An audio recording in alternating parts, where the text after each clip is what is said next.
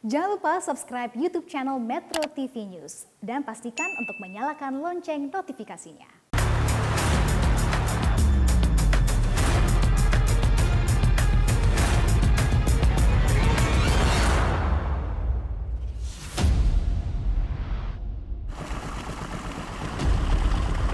Dikatakan sama orang-orang yang tahu tuh katanya kita ini pasir ilegal katanya, tidak diperbolehkan. Nah cuman kami ini gimana makan? Pekerjaan lain nggak ada. Kalau ada tambang pasir itu pasti ada dampaknya kalau tidak dikelola dengan baik. Kami dari Dinas LH Kabupaten Lampung Timur tidak mempunyai kewenangan apapun dalam hal pertambangan pasir.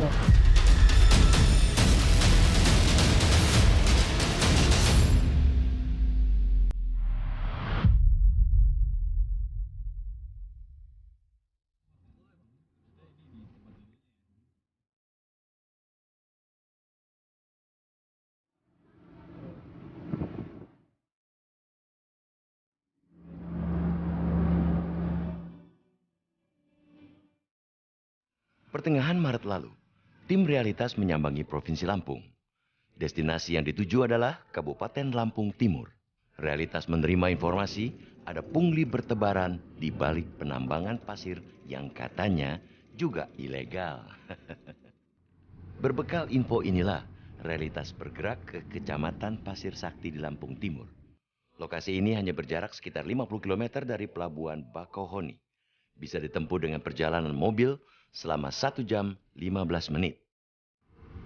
Begitu memasuki desa Rejomulyo, Kecamatan Pasir Sakti, terlihat tumpukan karung pasir di sepanjang kanan kiri jalan. Karung-karung pasir didapati hampir di setiap rumah. Aktivitas pengeringan pasir juga dilakukan oleh warga. Nampaknya penambangan pasir dilakoni oleh sebagian besar warganya.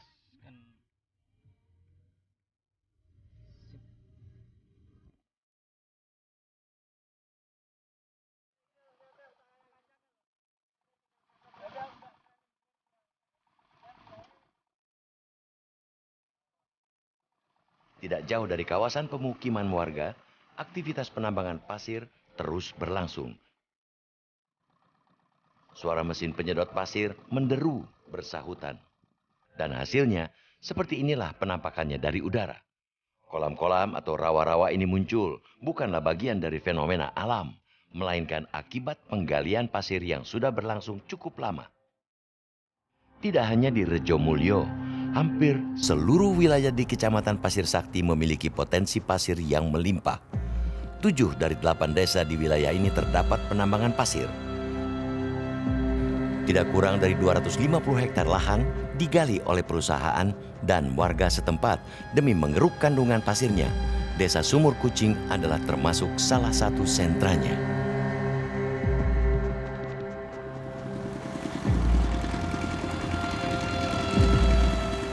Widodo, salah satu warga Sumur Kucing, turut nekat memanfaatkan lahan bekas galian perusahaan. Bermodal uang 5 juta rupiah untuk membeli peralatan, ia pun bisa langsung menambang. Dalam sehari, Widodo bisa memuat 3 truk pasir. Kalau mujur, hasil penjualan bisa mencapai Rp450.000 per hari.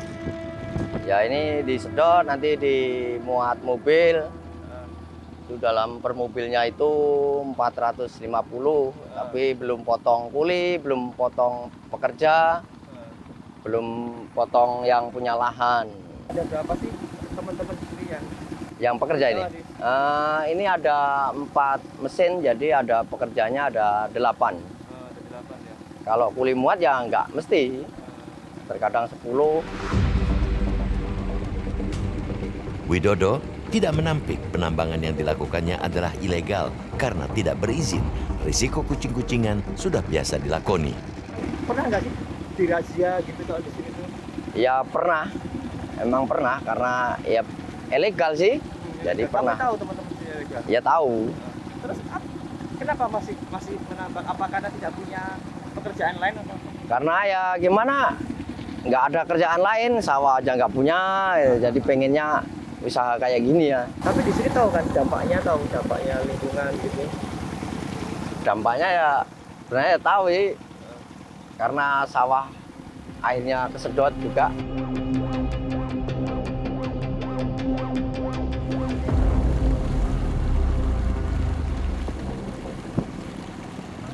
Di Pasir Sakti, Kecamatan Pasir Sakti Lampung Timur ini, tepatnya di Desa Sumur Kucing, inilah dulunya perusahaan hengkang dari sini setelah 10 tahun lamanya mengeksplorasi pasir kuarsa di sini. Nah, mereka tidak melakukan reklamasi. Lubang-lubang menganga di belakang saya ini hasil dari pengurukan yang dilakukan oleh perusahaan. Nah, sekarang pasir-pasir ini masih tetap ada, cuma dimanfaatkan, ditambang secara ilegal oleh masyarakat di sini dengan mereka ini menamakan penambang pasir tradisional. Nah, ini pasir kuarsa paling premium di Lampung Timur untuk material pembangunan, kemudian untuk pembangunan beton, jalan raya hingga jembatan. Nah, namun proyek-proyek infrastruktur yang dibangun di beberapa Indonesia kan melakukan dengan memakai pasir kuarsa ini. Namun miris ketika ternyata pasir yang didapatkan ini ternyata masih atau ditambang dengan cara ilegal tanpa izin. Meski ilegal, penambangan pasir di Kecamatan Pasir Sakti di Lampung Timur terus marak hingga kini. Razia digelar silih berganti, namun dari tahun ke tahun, penambangan pasir ilegal seolah tidak pernah ada habisnya. Benarkah penambangan pasir ilegal di Lampung Timur langgeng bercokol lantaran ada fulus mengalir deras di balik praktik terlarang ini?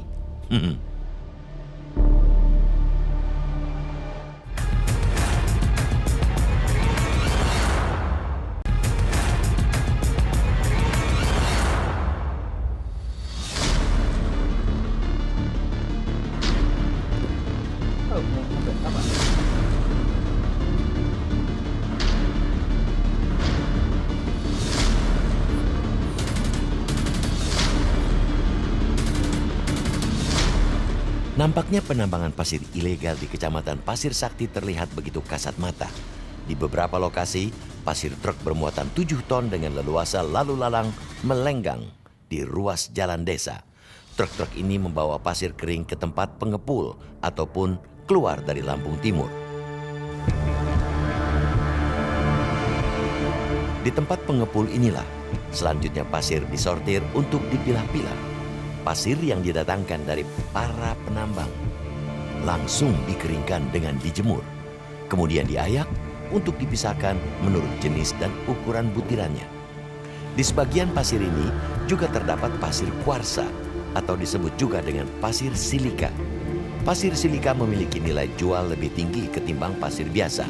Maklum saja, sebab pasir silika adalah bahan utama untuk pembuatan kaca. Di luar itu, juga dimanfaatkan untuk sandblasting serta pemurnian air. Menurut Prayogo, pengepul pasir di Sumur Kucing, pasir silika miliknya biasa dibeli oleh pengepul-pengepul dari Jakarta.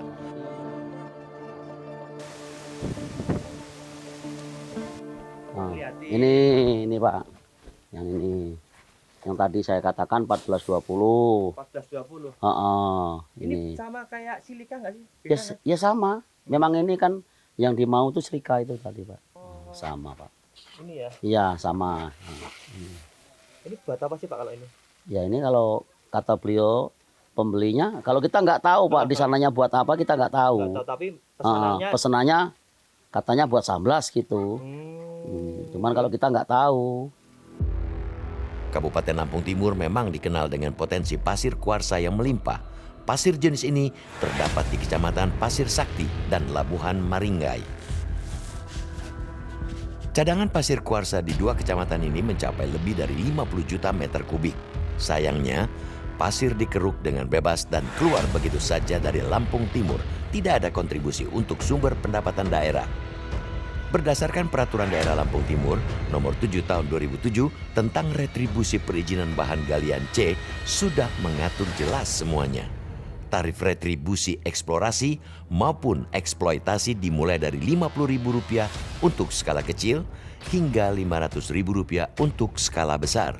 Sementara untuk tambang rakyat, retribusi yang ditetapkan hanya Rp10.000 per tahun untuk luas kurang dari 2 hektar. Bisik-bisik yang santer berhembus di lapangan, para penambang dimintai setoran upeti. Infonya, jumlah setoran bisa menyentuh angka Rp80 juta per tahun. Hasil pungutan liar ini masuk ke kantong pribadi oknum aparat. Disinilah ironisnya, tidak ada sepeser pun retribusi ke daerah, namun upeti justru mengalir deras ke kantong pribadi oknum pemalak.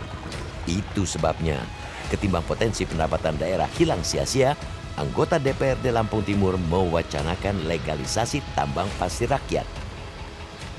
Itu kalau suruh izin kayak perusahaan kan nggak mampu. Paling tidak IPR solusinya, karena di Lampung Tengah sendiri itu izin penambangan rakyatnya bisa keluar.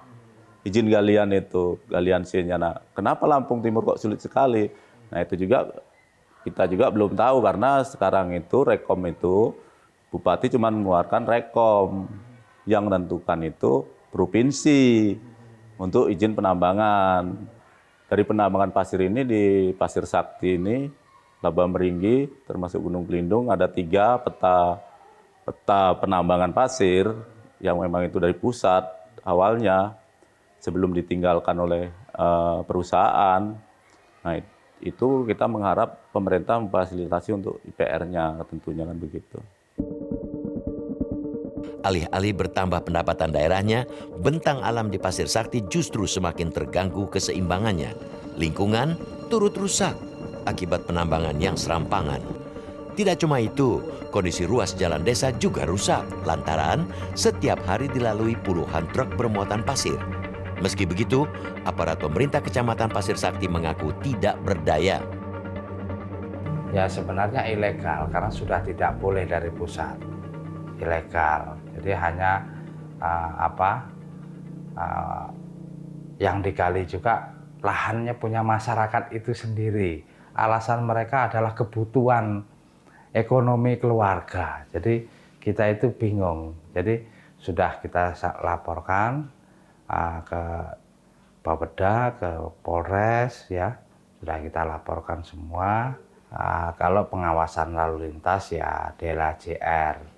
Ini kan harus ada pengawasan, masing-masing wilayah itu kan harus ada pengawasan mereka, Dinas Lalu Lintas Angkutan Jalan Raya, ya, sama kepolisian lah, sama kepolisian yang memantau mereka ini. Artinya yang melarang mereka ini untuk beroperasi yang bukan jalannya, ibaratnya kan, bukan kapasitas jalan untuk angkutan berat. Ya. Ini harusnya mereka. Jadi kalau kami ya sifatnya hanya melaporkan saja. Ratusan hektar lahan sudah dikeruk sejak puluhan tahun silam. Namun hingga kini bekas lahan galian pasir dibiarkan teronggok, menganga begitu saja. Lubang bekas galian berubah menjadi rawa-rawa yang kerap merenggut nyawa warga Pasir Sakti. Kalau sudah begini, siapa yang akan bertanggung jawab?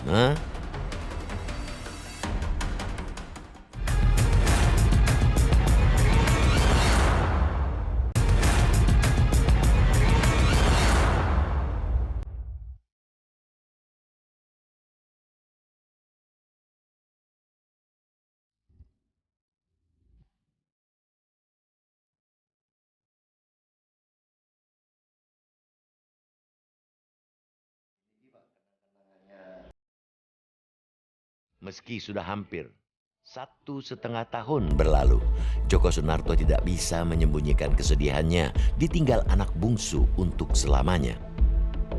Tahun ini, Kelvin Sunarta seharusnya sudah masuk di bangku sekolah dasar, namun naas. 1 November 2020 lalu, Kelvin meregang nyawa di lubang bekas galian pasir. Nyawa anak bungsu dari Djoko Sunarto ini tidak tertolong. Kelvin tenggelam di rawa bekas galian pasir di Desa Sri Minosari, Kecamatan Labuan Maringgai, Lampung Timur. 400 meteran, jauh. Joko dan keluarga sama sekali tidak pernah menyangka lubang galian pasir di dekat rumahnya bisa merenggut nyawa anaknya. Lokasi penggalian pasir itu hanya berjarak 400 meter dari rumah Joko. Ya saya rasa nilai pertanggungjawabnya tidak ada Pak. Ya hanya begitu-begitu saja Pak. Artinya bahasa saya kehilangan anak ya begitu-begitu saja kan begitu. Artinya nggak ada ya bahasa menyesal atau seperti apa tidak ada Pak. Upaya untuk baik pun tidak ada. Jadi yang saya sangat sayangkan itu artinya menambang di dekat pemukiman dan tidak ada pengaman kan begitu Pak. Artinya memicu anak untuk bermain kan begitu. Mirisnya, meski sudah beberapa kali merenggut korban, namun penggalian pasir di sekitaran desa Sri Monisari masih terus beroperasi hingga sekarang. Lubang-lubang tempat penggalian juga masih menganga lebar. Padahal sebelum Kevin tenggelam, sudah ada 4 anak-anak yang bernasib sama tenggelam di kubangan bekas pasir. Sebelum anak saya itu meninggal Pak, itu ya sudah ada 4 orang ya Pak yang meninggal. Artinya yang di posisi di alokasi bekas galian tambang pasir itu Pak. Kan begitu, dusun 1, 2 orang, 3 orang, 2 anak masih anak-anak sekitar 8 sampai 9 tahun Pak, 2 orang itu. Bahkan mereka itu satu keluarga. Nah yang keduanya, yang ketiganya itu salah satu pekerja pasir namanya Pak Ali. Itu salah satu karyawan penyedot pasir itu. Nah yang keempat anak saya, yang kelima saudara Nanang dusun 3 Pak. Itu begitu juga, mereka ketimpa dengan bongkahan tanah itu. Hanya dia kejepit di situlah mereka meninggal kan begitu Pak. Penambangan pasir di Pasir Sakti maupun Labuan Maringgai dilakukan hampir di setiap tempat. Di mana ada kandungan pasir melimpah, disitulah alat penyedot pasir beroperasi. Penambangan bertebaran di mana-mana, bahkan di pekarangan rumah tinggal warga. Itu sebabnya dampaknya terus dirasakan oleh warga sendiri. Seperti yang dialami oleh Bro, semenjak ada penambangan pasir, air sumur miliknya tidak bisa lagi dikonsumsi. Sebab hanya berjarak 50 meter dari rumahnya, aktivitas penyedotan dan pencucian pasir digeber setiap saat. Kotor gitu loh airnya. Kayak gini kuningnya. Jadi nggak penglihatan kayak gini enggak. Permasalahannya kan udah berubah gitu loh. Ini kan. Itu kan jauh. Ini kalau didiamin 1 jam aja langsung warnanya berubah. Iya, ada kayak minyaknya tuh atasnya. Tuh kan. Ini didiemin aja, ntar nggak lama ini udah ada minyak, kayak ada minyaknya di atasnya. Nggak bisa itu ya sebenarnya mulai ada penyedotan itu tahun 2006-2007 itu. Tapi kita kan terpaksa kita ngambilnya kayak gini untuk mandi. Kalau untuk minum ya air beli lah itu galon. Dampak yang sama juga dirasakan oleh sebagian masyarakat di Pasir Sakti. Pihak kecamatan khawatir kalau lubang-lubang bekas galian pasir dibiarkan begitu saja bisa memakan korban lebih banyak lagi. Kalau tidak ada yang mengawasi di sini, dampaknya ini takutnya anak-anak mandi di eks galian yang dalam ini jadi korban gitu, karena sudah banyak kejadian. Karena dampaknya bukan hanya untuk manusia, karena tidak diolah eks galian ini, tahu-tahu di tempat kami ini ada buaya juga. Nah ini kan karena tidak ada pengawasan ini tadi. Menyoal fungsi pengawasan atas kerusakan lingkungan tersebut, sayangnya Dinas Lingkungan Hidup dan Kehutanan Lampung Timur justru terkesan tak bertaring sama sekali. Sesuai dengan peraturan pemerintah nomor 22 tahun 2021 tentang penyelenggaraan perlindungan dan pengelolaan lingkungan hidup, di mana untuk pertambangan mineral maupun non-mineral, batu bara, itu adalah kewenangannya pemerintah pusat. Jadi kami dalam hal ini rekomendasi maupun memberi izin, tidak ada kewenangan apapun dan bukan tugas pokok fungsi kami di Dinas Lingkungan Hidup Kabupaten Lampung Timur. Dari hati yang paling dalam, ingin nggak sih Bu memberantas? Sangat-sangat gemes Mas, sangat-sangat gemes ya. Karena dari dalam hati kami ini ya, kami yang sebagai pelaksana lah ya, membantu bupati kami di Lampung Timur ini, sebenarnya keinginan kami ingin menertibkan semua izin-izin pertambangan tersebut, apalagi pasir, batu, banyak kan di Lampung Timur, namanya saja sudah pasir sakti. Nah, kemudian kalau Labuhan Meringgai itu memang daerah pantai, jadi udah pastikan banyak pasirnya juga.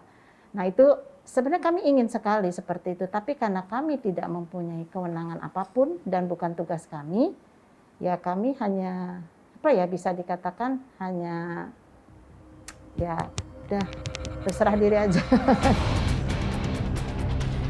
Kerusakan lingkungan sudah terjadi begitu masif. Korban nyawa juga telah berjatuhan di Pasir Sakti dan Labuhan Meringgai. Namun para pemangku kebijakan di Lampung Timur seolah hanya berpangku tangan dan saling lirik. Atas nama taat aturan dan tidak memiliki kewenangan, pemerintah Kabupaten Lampung Timur seakan menutup mata terhadap penambangan pasir ilegal di rumahnya sendiri. Lantas, kepada siapa warga korban di Lampung Timur bisa meminta keadilan?